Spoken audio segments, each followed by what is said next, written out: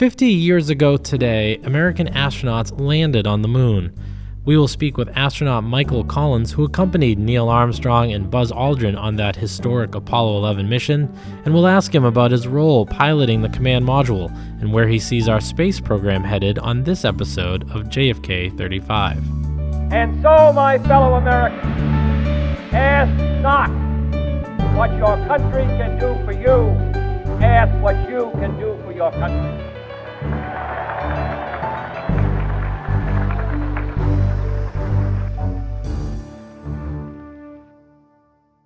Welcome to this special bonus summer episode of JFK 35, a podcast by the John F. Kennedy Library Foundation. I'm Matt Porter.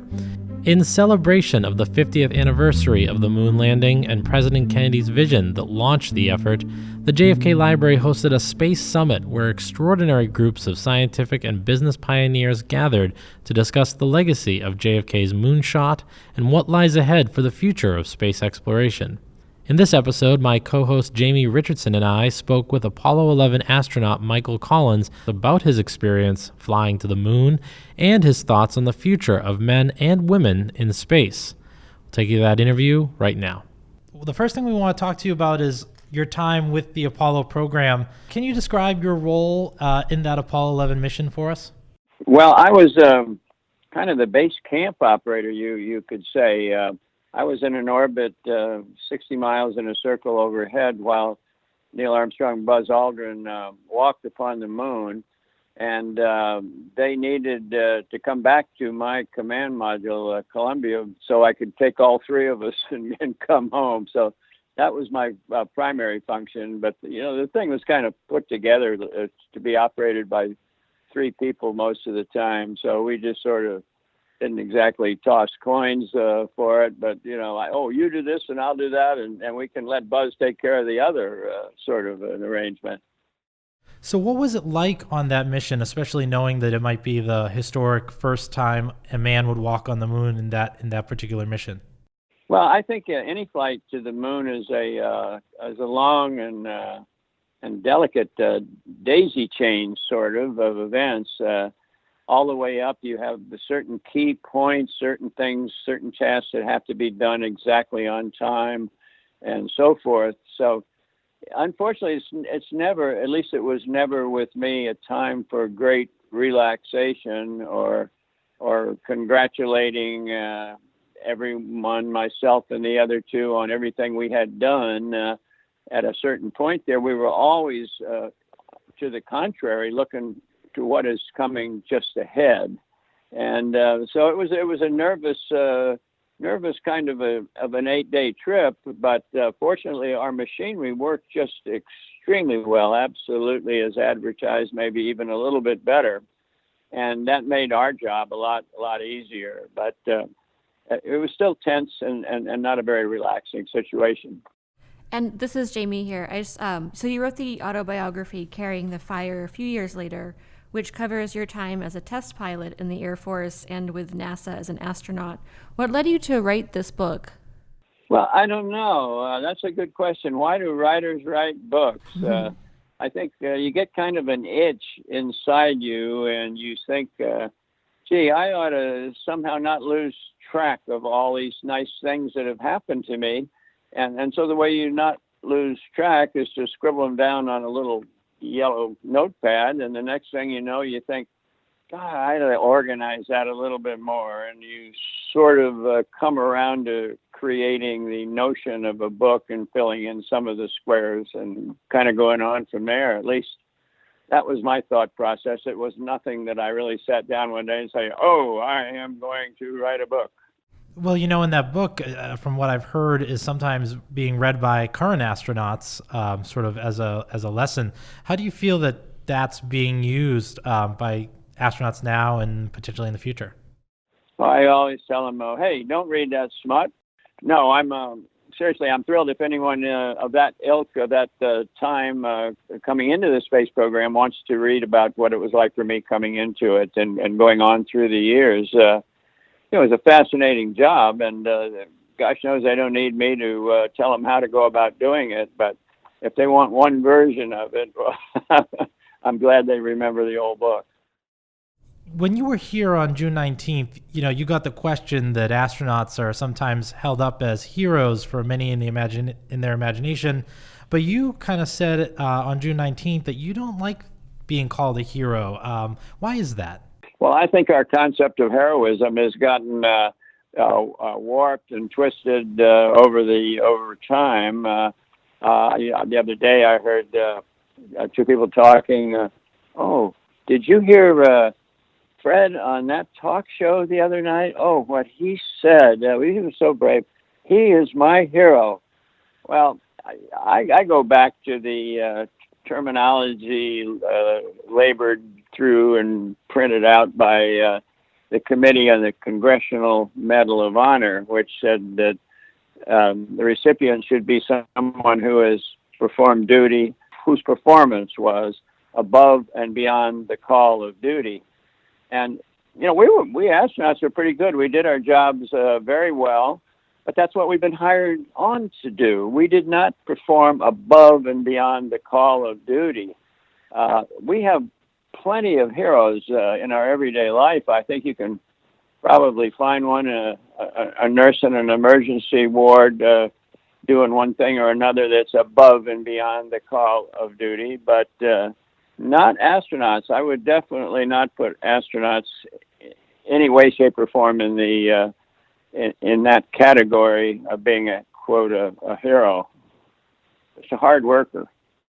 And so, being here at the JFK Library, we kind of have to obligatorily ask you a question about JFK. So he famously said you want to land a man on the moon by the end of the decade and return him safely to Earth. Can you remember where you were when you first heard those words or have heard of that concept?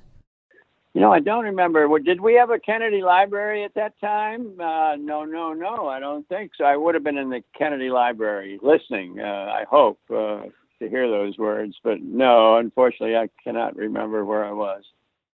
What about as far as when JFK made the statement calling people to, do what you can to make the mission to the moon a success? How did you relate to that call as someone who was in the astronaut corps?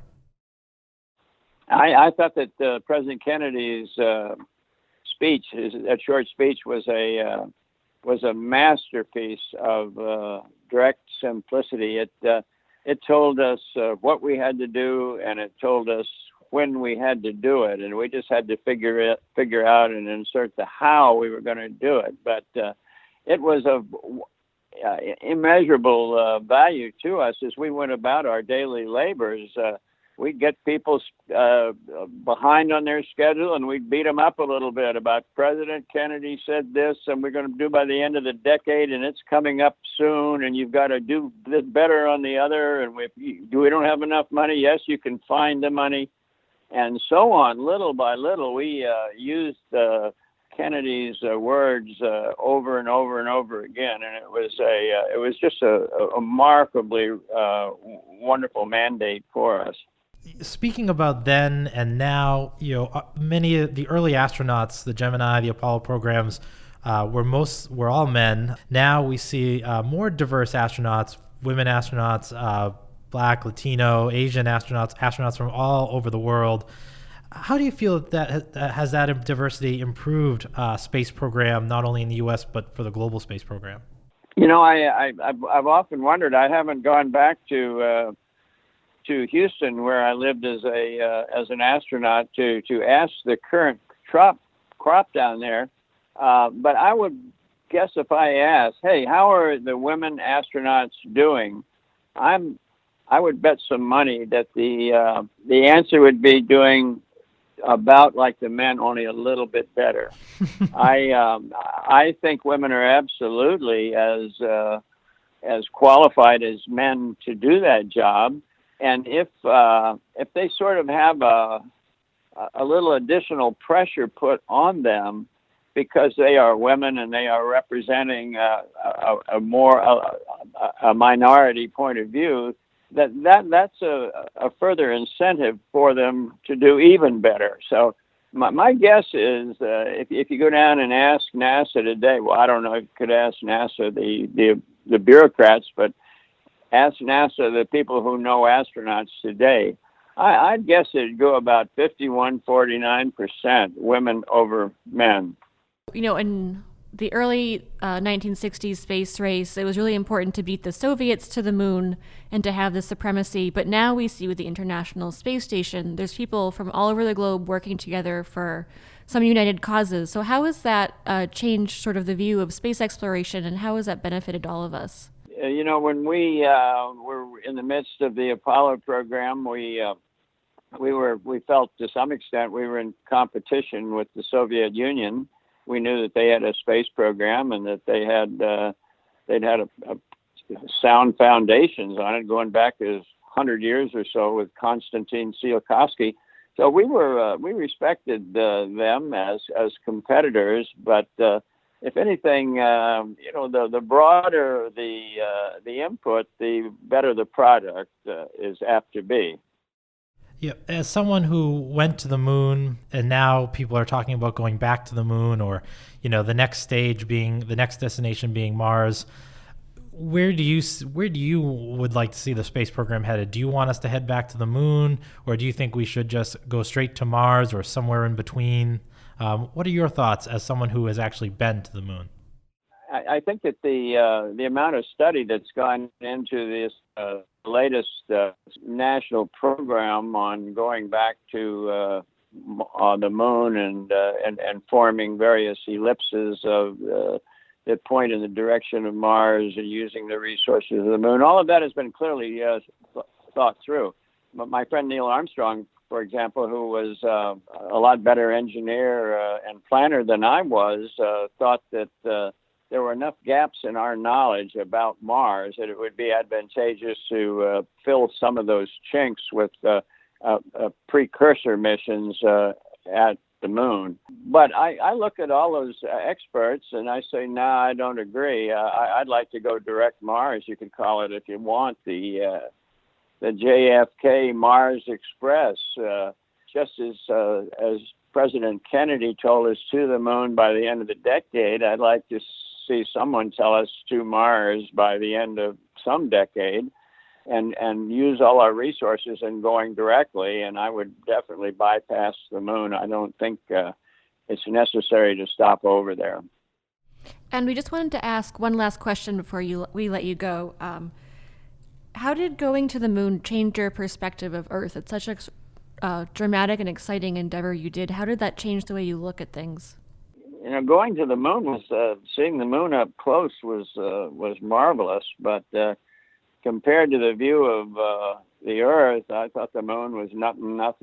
I thought that tiny little thing out my other window was a whole show. The Earth was just gorgeous, tiny little shiny blue and white, a smear of rust across it that we called the continents, a glorious sight. And oddly enough, it projected to me not only a glimpse of great beauty, but of fragility somehow. The little thing seemed fragile. And when you analyze the conditions here on Earth, it is indeed fragile. So the more that we can do to help that planet stay whole and to beef up some areas of its fragility, that's what we should be spending our time doing. Well, Michael Collins, thank you so much. Man who was able to go to the moon and celebrating the 50th anniversary of that trip this July. Michael, thanks for being with us. Well, thank you, and thank you for all the wonderful work you're doing at the Kennedy Library. It's a wonderful facility you have there, and best of luck with it, and to both of you. Thank you so much. Take care. Bye.